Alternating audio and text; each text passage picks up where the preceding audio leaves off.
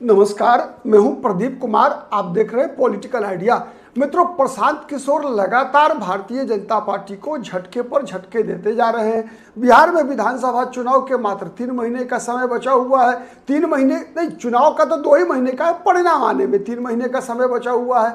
लगातार भारतीय जनता पार्टी के विभिन्न नेताओं, प्रदेश अध्यक्ष दिलीप जायसवाल का खूब भांडा फोड़ रहे हैं, मंगल पांडे के पीछे पड़े हैं कि आपका जो नोएडा का फ्लैट है उसके लिए पैसे कहां से लाए। 25 लाख का तो हिसाब दे दिया, अब बाकी 61 लाख का हिसाब दे दिए। साथ ही भारतीय जनता पार्टी के ऐसे नेताओं को भी पार्टी से तोड़ने में प्रशांत किशोर सफल हो रहे हैं जिनके प्रशांत किशोर की पार्टी में शामिल होने से भारतीय जनता पार्टी को जबरदस्त झटका लगना तय है।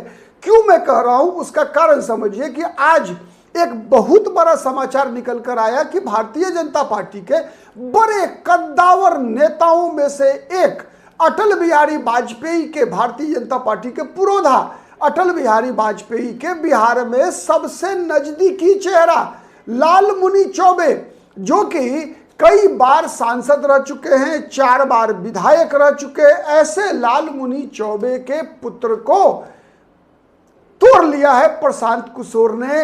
हेमंत चौबे आज प्रशांत किशोर की पार्टी में शामिल हो गए हैं। और एक याद रखिए, लालमुनि चौबे को आप किसी आम नेता से तुलना नहीं कर सकते। लालमुनि चौबे वो चेहरा है जो भारतीय जनता पार्टी की अलग, भारतीय जनता पार्टी के पुराने स्वरूप जनसंघ के जमाने से भारतीय जनता पार्टी की अलग बिहार में जगाते रहे। एक अलग छवि उनकी बनी रही, उनकी ईमानदारी के लोग कसमें खाया करते थे भारतीय जनता पार्टी में, चाहे वो ईमानदारी राजनीतिक हो, चाहे वो सामाजिक हो, चाहे वो आर्थिक। कभी भी न जाति पाति में भरोसा रहा लालमुनि चौबे का, न कभी पैसों के प्रति कोई आकर्षण रहा।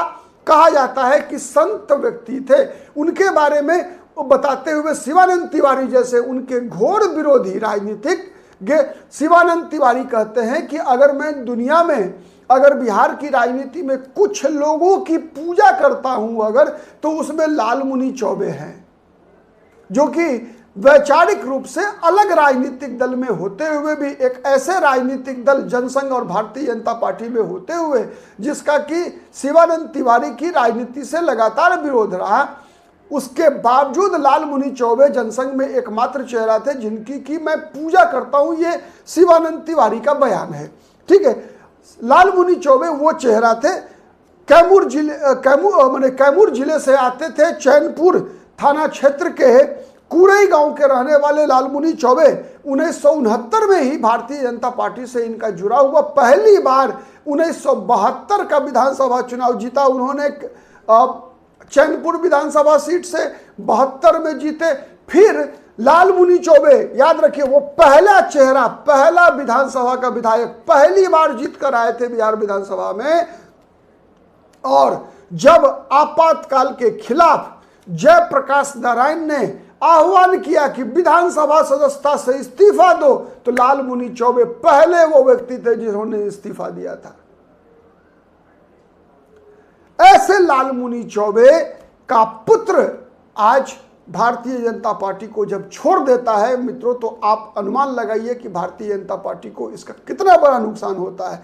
77 में दोबारा जीत कर आए लालमुनि चौबे, 1980 में जीत कर आए, लेकिन 1985 का एक चुनाव ऐसा था जब लालमुनि चौबे, एकमात्र चुनाव था 1985 का विधानसभा चुनाव, जब लालमुनि चौबे की हार हुई थी। चूंकि आपको पता है 1985 का विधानसभा चुनाव जो लड़ा गया था वो इंदिरा गांधी की शहादत, इंदिरा गांधी की जो हत्या हुई थी उनके अंगरक्षकों सतवंत सिंह और बेअंत सिंह के द्वारा, उसके बाद 1985 का विधानसभा चुनाव हो रहा था जिसमें कांग्रेस पार्टी के परवेज अहसान खान ने लालमुनि चौबे को चुनाव में पराजित कर दिया था।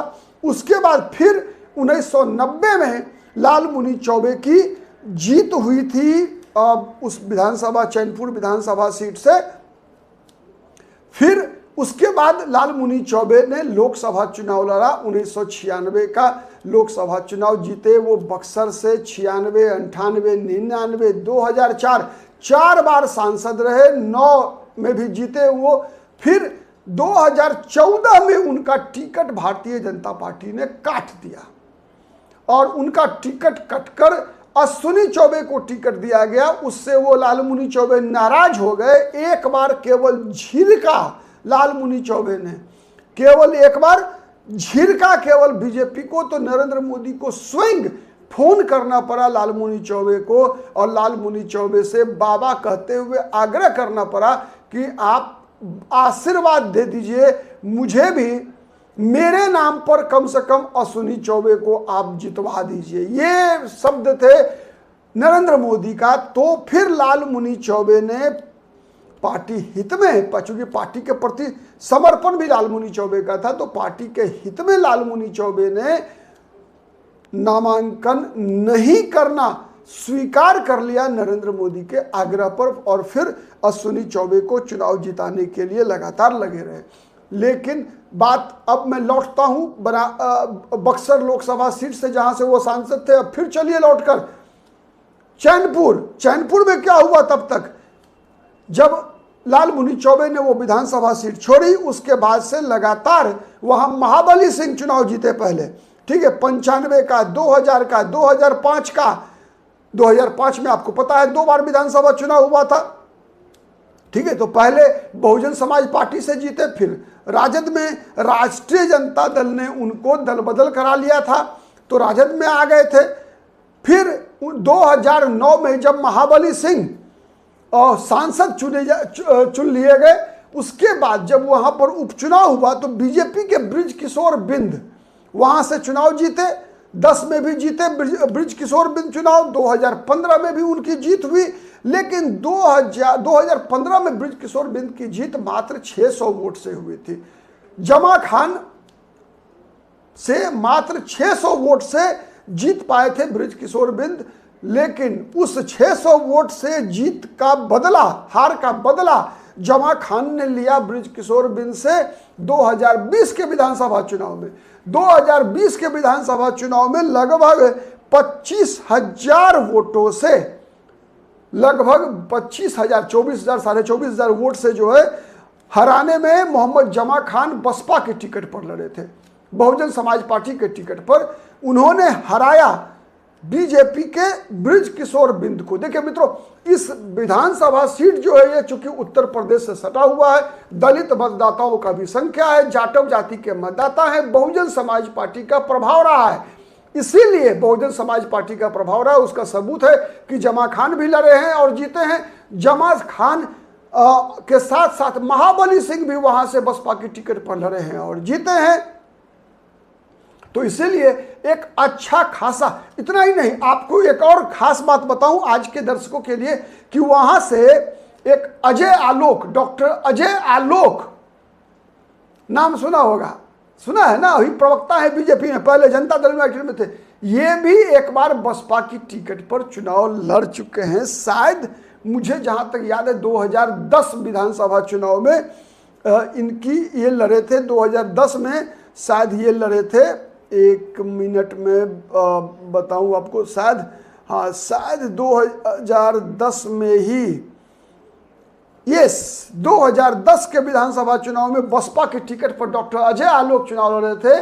तो इनका भी राजनीतिक प्रवेश जो है आप कह सकते हैं कि बहुजन समाज पार्टी से हुआ है। डॉक्टर अजय आलोक की बात मैं कर रहा हूं, जो आज बीजेपी के प्रवक्ता के रूप में आते हैं, पहले जनता दल यूनाइटेड के प्रवक्ता के रूप में थे, ठीक है।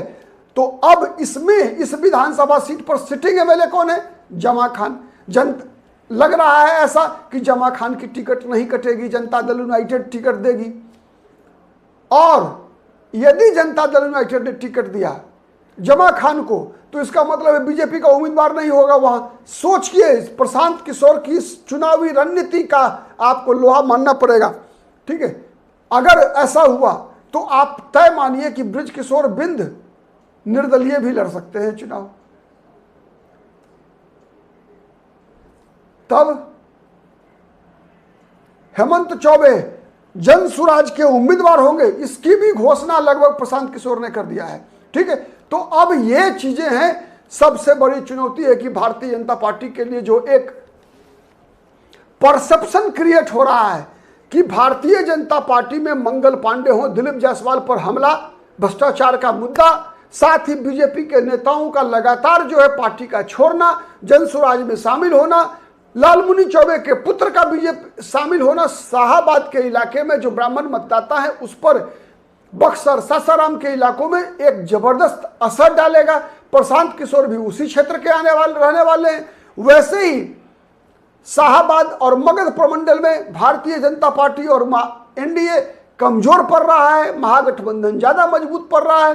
अगर चुनाव महागठबंधन वर्सेस जनसुराज हो गया तो बीजेपी और जनता दल यूनाइटेड को जितनी सीटें भी मिली है पिछली बार, वो भी सीटों के लाले पड़ सकते हैं। इसीलिए ये सीट ही नहीं बल्कि हेमंत चौबे के जनसुराज में शामिल होने का असर न केवल चैनपुर, न केवल कैमूर, बल्कि पूरे शाहाबाद पे पड़ना तय है। आज के लिए इतना ही। बहुत बहुत धन्यवाद।